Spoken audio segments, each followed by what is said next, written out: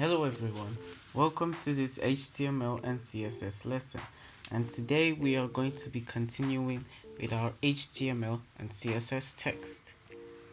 So I'm gonna create a text element. The first text style I'm going to be showing you is the other font style.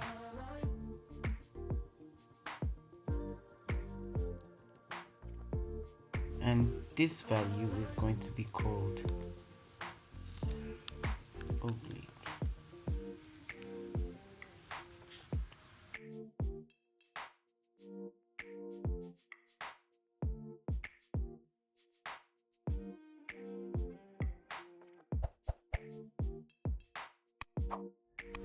Now we can see our oblique font style.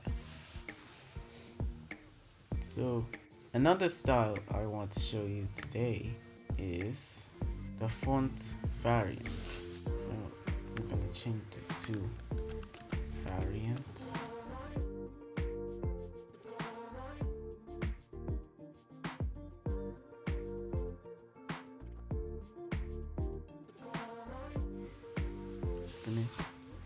Now we can see this font style.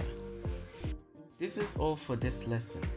This lesson is short because I just wanted to teach you some of the things I didn't teach in the last HTML text video.